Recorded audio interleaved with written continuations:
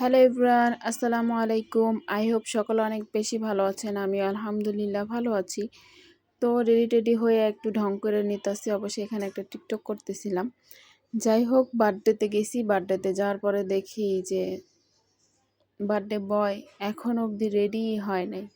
সে তো রেডি হয়ই নাই, প্লাস তার কোনো কিছুই সাজানো হয় না। এই জন্য তার মনটা অনেক বেশি খারাপ।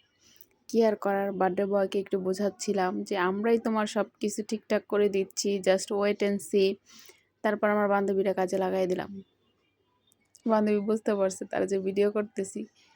সে প্রচণ্ড রাগান্বিত, কারণ সে ভাবছে সব কিছু রেডি, আমরা জাস্ট যাব, কেক কাটবো, খাওয়া দাওয়া করবো, চলে আসবো। কিন্তু আমাদের দিয়ে যেগুলো করানো হবে এটা একদমই মানে জানা ছিল না।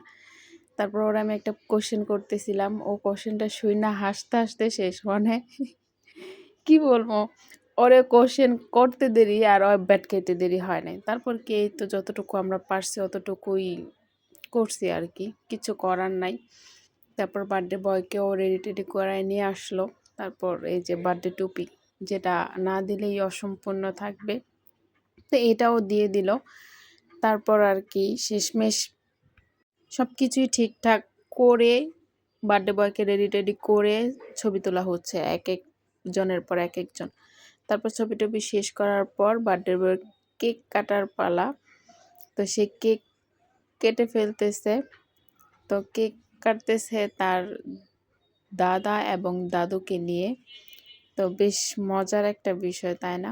মানে এই জিনিসটা আমার কাছে খুবই বেশি ভালো লাগে। পারিবারিক থাকা এবং পারিবারিক বন্ধনটা খুবই জরুরি।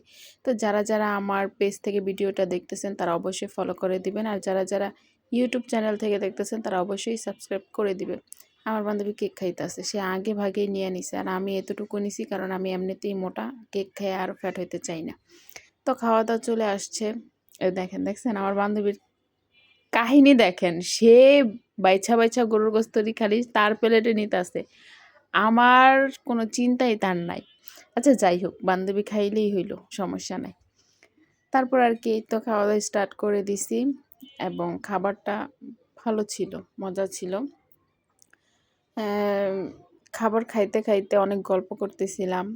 তারপর বান্ধবীকে বলতেছিলাম যে একটু তাড়াতাড়ি খা, সময় শেষ, বাসায় যাইতে হবে, ঘুমাইতে হবে, রাত্রে প্রায় অনেকটাই লেট হয়ে গেছি। তো বান্ধবী বলতেছে আমার কি দোষ, আমার কোনো দোষ নাই, সব দোষ যারা আয়োজন করছে তাদের। যাই হোক, হোয়াটএভার, সব মিলিয়ে মজা করছি। তো সবাই ভালো থাকবেন, আল্লাহ হাফেজ।